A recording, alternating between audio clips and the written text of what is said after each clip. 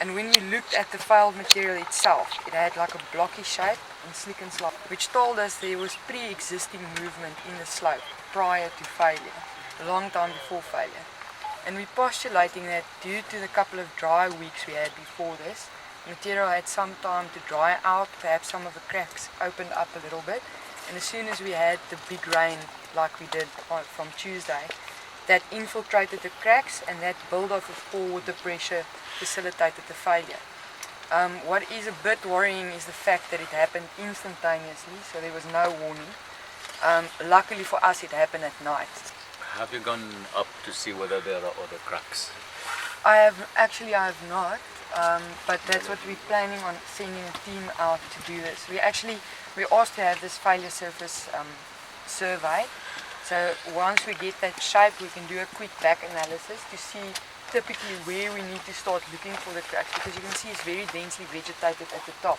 So we'll do probably a quick stab, a couple of cross sections all the way down the slope. Je me comprends, c'est qu'il est soudain et que pas finalement aucun signe, c'est qu'il n'y a pas un éboulement sur la terre peut grainer, mais la ligne descend d'un seul coup. Et c'est ça qui est le côté le plus dangereux. Deuxième côté, ce qu'il me comprend, c'est que ce terrain ici-là, il est extrêmement dangereux, il est très diversifié. Ça veut dire que les conditions géotechniques ici, il est complètement différent 500 mètres plus loin, et que conditions, la surface roche, ce côté la terre, ce façon qui strate là, déposer un ou l'autre. Donc, ce milieu-là, il est extrêmement fragile. Et que licencié, 100 mètres, 200 mètres, pas 300 mètres. Donc il est clair qu'il bien faire un test profond pour nous connaître exactement, pour nous maîtriser ce terrain-là, bien faire un test profond, bien aller très loin, pour nous capables de faire des travaux qui bien. Parce que sinon nous pouvons faire des travaux et après, un bout de l'état, nous pouvons tourner dans une situation que travaux-là n'est pas approprié. Donc nous finissons faire et en maintenant l'équipe de l'Afrique du Sud. Je vais venir en fin de semaine là, donc je vais faire même pour mes tests. Nous avons une goutte là aussi pas payer les autres fissures, parce que glissement terrain c'est comme on a une fissure, du l'eau rentre dans la fissure là, après il prend, c'est la gravité qui sort, il est clair qui pendant au moins 10 jours, ça s'y met là pour bloquer. C'est le premier test, l'India 2 days, the first survey. First survey 2 days, Earliest, oui. C'est-à-dire nous besoin compter encore 10 jours.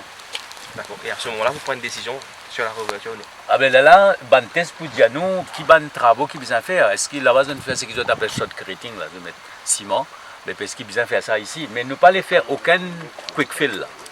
Parce que là maintenant nous peut comprendre sa situation là comment a été, ça ciment là depuis ici jusqu'à Ripaille pour jusqu'à Crèvecoeur, il est clair qu'il présente un des plus grands challenges, vous pensez sur le plan géotechnique et géomorphologique pour construire un ciment.